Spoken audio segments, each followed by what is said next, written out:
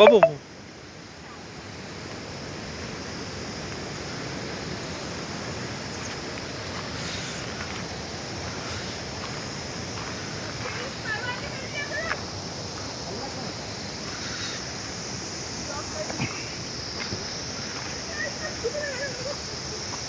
adventurous route.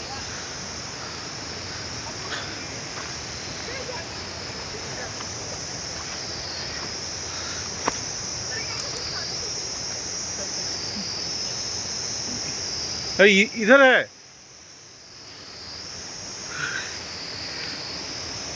আমি নিজেই confuse হয়ে যাচ্ছি কোন দিকে যাবো।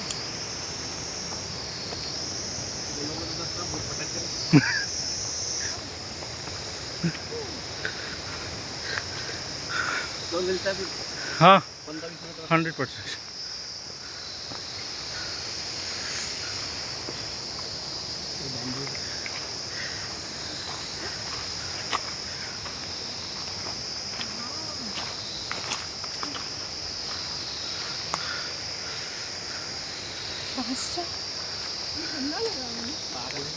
बांध से बैम्बू है। इधर आओ। तुम्हारा घर वहाँ है? ये ब्लॉगर बोल नहीं रहे? अरे बोलो कुछ तब ना होगा। अभी हम लोग আমরা যাচ্ছি আমাদের টেন্টে। আমাদের এখানে খুব সুন্দর একটা ইউনিক প্যাটার্নের টেন্ট আছে। এইটা একটা টেন্ট।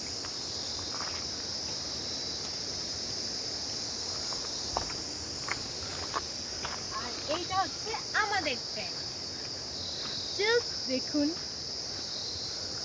একটা গুম্বাদ আকারে আর ভিতর থেকে অসম একটা ডিফারেন্ট কাইন্ড অফ এক্সপিরিয়েন্স যেটা আমরা কাল থেকে এখানে অনুভব করছি।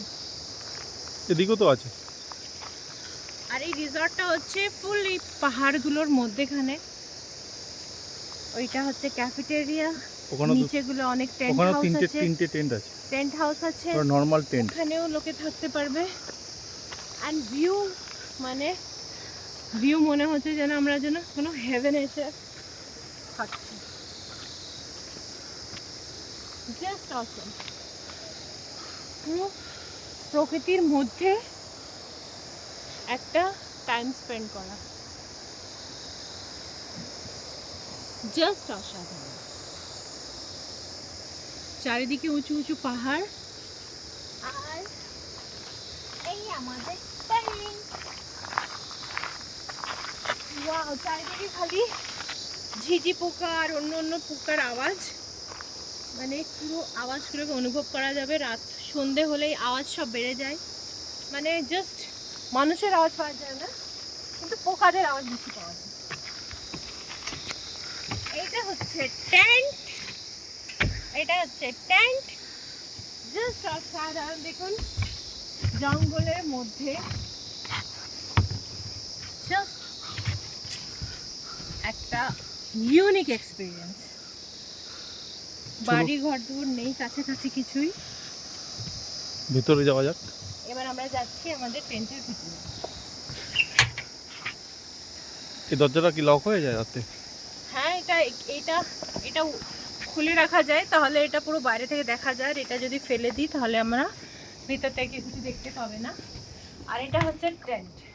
আর এই ভিউটা হচ্ছে জাস্ট অসাধারণ।